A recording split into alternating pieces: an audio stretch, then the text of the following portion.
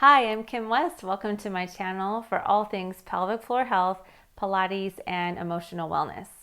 Today I'm sharing with you my top 3 exercises to tone your pelvic floor. We have the elevator lift, which is a seated exercise, then breathing squats, which is a standing exercise, and froggy, which is lying on your back with your hips elevated. I recommend these 3 because they complement each other really well and they have a different relationship to gravity, so your pelvic floor is balancing in different positions. Starting with the elevator lift, this is a seated exercise. It's not dynamic, it's more isolated so that you can sense the movement of your pelvic floor. I have a very comprehensive video on this, I'll link below. But the brief version is that instead of a Kegel where you squeeze and grip, you learn to lift the pelvic floor from the center of your pelvis. And you slow down the release so that you increase the endurance of your pelvic floor muscles. I'll guide you through it here now. Find a seated position where your hips and your spine are comfortable. Sit up tall with your shoulders relaxed. Take a breath in. And as you exhale, imagine you're in an elevator and you're coming up to the first level. So you're only lifting your pelvic floor about 10-15%. You hold at that effort and you inhale. When you exhale, draw up a little bit more to the second floor. Now you're about 25-30%. Breathe in. Exhale up to the third floor. Now you're about halfway, maybe 45-50% lift. Hold there. Exhale up to the fourth level. Now you're getting a bit stronger. Lifting the pelvic floor, lifting the organs of the pelvis. Breathe and come up to the fifth floor. Now you're about 80-85% lift. Coming up to the top, the sixth floor, let's say the penthouse. Lifting with 100% of your effort, drawing the pelvic floor up, lifting from the vaginal canal, still breathing as you're holding this lift. It's okay if the muscles flicker on and off, it will get better with practice. Now, instead of just letting it all go quickly, we're going to go down, back through the building, level by level. Only let go of about 15-20% and come down to the fifth level. Breathe here. Come down to the fourth level. Letting go a little bit more. So we're about halfway on the third level. Letting go some more. Now you're back down to the second. And then coming all the way down to the first floor and completely release your pelvic floor.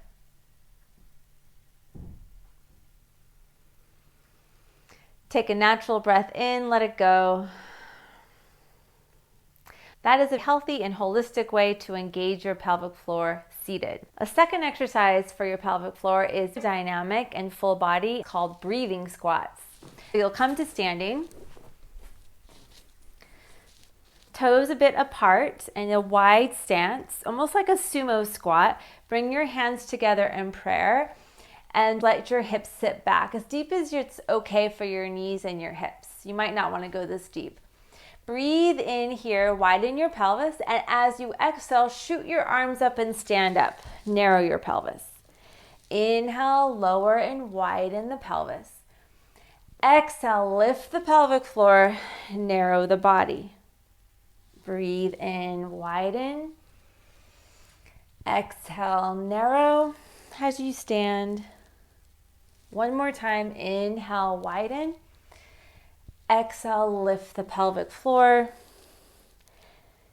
And now inhale, widen, and hold your squat. So you may hold a little higher up. You may bring your hands to your thighs.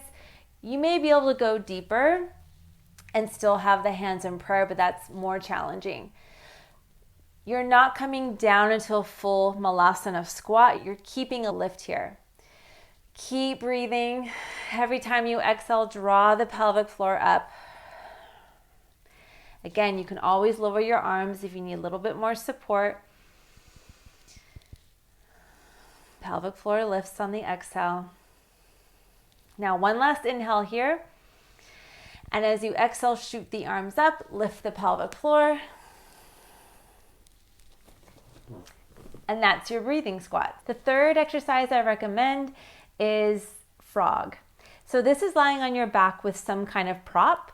So I love to use a squishy ball. You could lie on a bolster, a towel, anything squishy that lifts your hips up. Lying on your back, place the prop underneath your pelvis so your hips are a bit elevated.